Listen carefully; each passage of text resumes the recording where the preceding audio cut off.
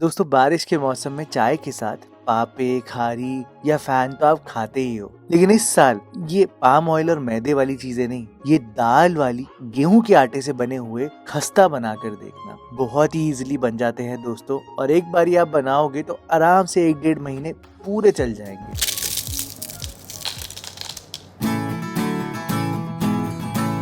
Hello दोस्तों, मैं हूं भरत। आपका स्वागत है भरत किचन हिंदी में। तो फिर देर किस बात की, चलो फिर शुरू करते हैं। अब ये खस्ता बनाने के लिए दोस्तों मैंने यहाँ पर मूंग दाल का इस्तेमाल किया है। धुली मूंग की दाल है और 1 कप है। मैंने तो वैसे इसको रात भर भिगा कर रखा हुआ है, लेकिन अगर आपको जल्दबाजी है तो आप 1 से 1.5 घंटे के लिए एकदम उबलते हुए गर्म पानी में भी भिगा सकते हो, उसमें भी काम हो जाएगा।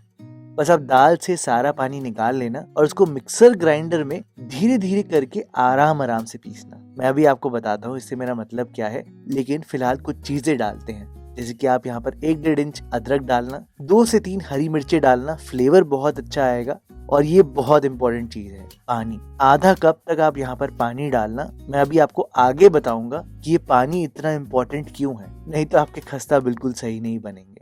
अच्छा, इसको पीसने का तरीका मैं आपको बताता हूँ। पीसने का तरीका ये है कि पहले आप पल्स में पीसना, धीरे धीरे करके जब दाल पिस जाएगी फिर इसको एकदम लो स्पीड पे देर तक पीसना। मतलब ये है कि दाल एकदम फाइनली पिसी होनी चाहिए। जितनी फाइन होगी उतना इजी होगा आपको बनाने के लिए। अब ये देखो, पीसने के बाद दाल थोड़ी सी पतली लग रही है ना, ऐसी ही चाहिए दोस्तों आपको। इसमें थोड़े से फ्लेवरिंग इंग्रेडिएंट्स डाल देते हैं। 1 चम्मच आप अजवाइन डाल देना, उसको अपने हाथों में अच्छे से क्रश करके। 1 छोटा टीस्पून आप यहाँ पर हल्दी का डाल देना। 1 बड़ा चम्मच चिली फ्लेक्स, 1 से 1.5 चम्मच तक नमक डाल देना। थोड़ा सा नमकीन होगा तो अच्छा ही लगेगा। और फिर डालना एकदम मोटी मोटी कुटी हुई फ्रेश काली मिर्च। मोटी मोटी होगी तो बहुत बढ़िया स्वाद आएगा। मतलब मुझे तो वो काली मिर्च का पॉप बहुत अच्छा लगता है, इसलिए मैंने ऐसे डाली है।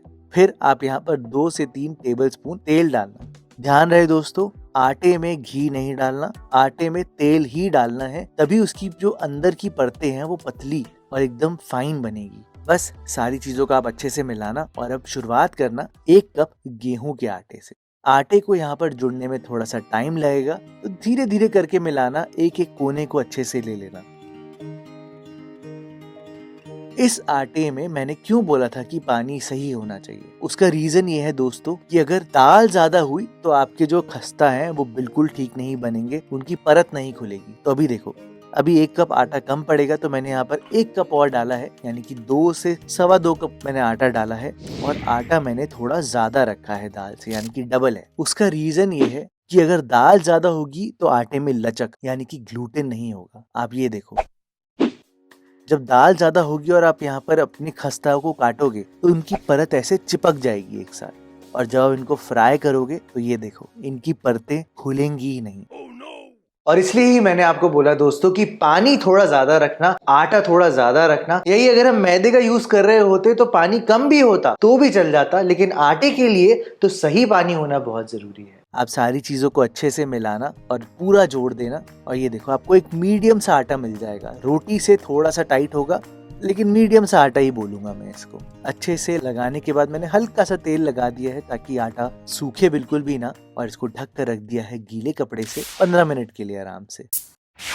जब तक हम यहाँ पर अपनी परत खोलने के लिए इसकी एक स्पेशल सी लेयरिंग बना देते हैं। मैंने यहाँ पर 4 टेबलस्पून घी में 3 टीस्पून अरारोट डाला है। ये बिल्कुल वैसा बन जाता है दोस्तों जैसे कि डालडा घी होता है। डालडा घी, वनस्पति घी, उसकी विस्कोसिटी जो होती है वो थोड़ी सी अलग होती है, थिकनेस में होती है, और कमर्शियली वो इजी होती है यूज करनी, इसलिए यूज भी करी जाती है। पर घर पे आप देसी घी से भी कर सकते हो, तब भी एकदम बढ़िया सेम रिजल्ट आएगा। ये जो विस्कसनेस होती है ना, या जो टेक्सचर आपको दिख रहा है, हल्का सा गाढ़ापन, ये बहुत काम आता है, और इसलिए इसको ऐसे बनाया गया है।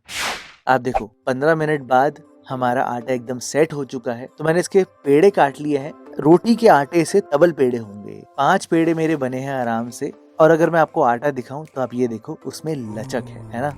ये बहुत जरूरी है दोस्तों। बस अब मैं आपको बताता हूँ परत कैसे बनानी है। बहुत सिंपल है। एक बड़ा सा चकला लेना और पहले अपने एक पेड़े को बेल लेना। यहाँ पर सूखा आटा भी आपको लगाने की कोई जरूरत नहीं है, घी तेल कुछ लगाने की जरूरत नहीं है। आटे में सब कुछ अपने आप ही है। जब आटा आपका बिल जाए, देखो इतनी पतली लेयर आपको चाहिए, तो फिर यहाँ पर घी और अरारोट का जो हमारा मिक्सचर है उसको आप यूज करना और उसकी एकदम पतली सी लेयर लगा देना। और इस लेयर के ऊपर सूखा आटा लगाना बहुत जरूरी है, नहीं तो परत खुलेगी नहीं। यही एकदम परफेक्ट तरीका है दोस्तों पफ बनाने का या लैमिनेटेड डो बनाने का। अब मैं इसको फोल्ड करता हूँ, एक साइड से थोड़ा सा और दूसरी साइड से थोड़ा सा। ये ओवरलैप नहीं करनी चाहिए, ओवरलैप करेंगी तो परत कम बनेगी। जब आप इसको ऐसे फोल्ड कर दो तो इसके ऊपर फिर से घी लगा देना और सूखा आटा, और अब इसको एक एनवेलप की तरह बंद कर देना। ये देखो नीचे से मैंने किया और फिर ऊपर से भी कर दिया और पूरा सील हो गया। तो ये हमारी फर्स्ट लेयर बन गई, आपको दिख रही होगी आराम से, है ना। अब आप इसको जैसे एक स्क्वायर पराठा होता है ना, बिल्कुल वैसे बेल लेना। ये हो गई हमारी अंदर की परतें। इसके ऊपर फिर से ही बहुत थोड़ा सा घी और अरारोट आपने लगाना है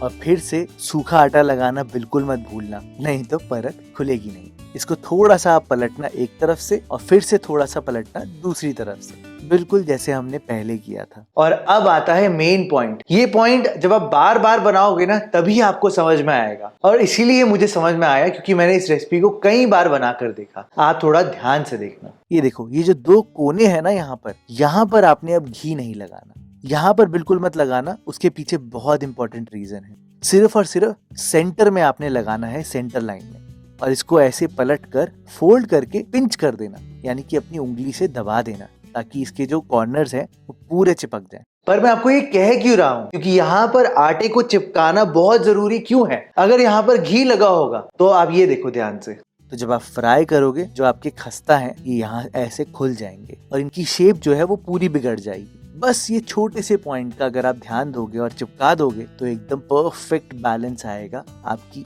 एक एक खस्ता की शेप में। मैं आपको पहले ही दोस्तों सारी गलती करके दिखा देता हूँ एक ही वीडियो में, ताकि जब आप इसको बनाओ आप कोई भी गलती ना करो और ना ही आपका सामान वेस्ट हो। बस आप इसको अब हल्का सा फ्लैट कर देना, अपने इच्छा के मुताबिक इसका साइज कर देना और इसको ऐसे चाकू से पतली पतली शेप में काट लेना। ये देखो आप कितनी ज्यादा लेयर्स लग रही हैं इसके अंदर, है ना। और जब आप इसको मीडियम लो फ्लेम पे आराम से फ्राई करोगे तो एकदम परफेक्ट बन जाएंगे। अब देखो पहले तो मैं इसको बिल्कुल हाथ भी नहीं लगाता, इसको ऐसे ही पकने देता हूँ क्योंकि पहले ये बहुत नरम होती है, अंदर इसके घी भी है ना, ज्यादा छेड़ूंगा तो टूट जाएंगे। तो अब इनको आराम से इनकी परतों को खुलने देना। जब वो ऊपर आ जाए और झाग थोड़ी कम हो जाए फिर ही स्टर करना बीच बीच में, और थोड़ी ही देर में, मुश्किल से 5 मिनट में ही आपको एकदम परफेक्ट खस्ता मिल जाएंगे, वो भी मूंग दाल और गेहूं के आटे से, है ना। एकदम मजेदार दोस्तों, ये बहुत ही करारे बनते हैं, बहुत ही टेस्टी लगते हैं चाय के साथ। आप इस बारिशों के मौसम में जरूर बनाकर देखना।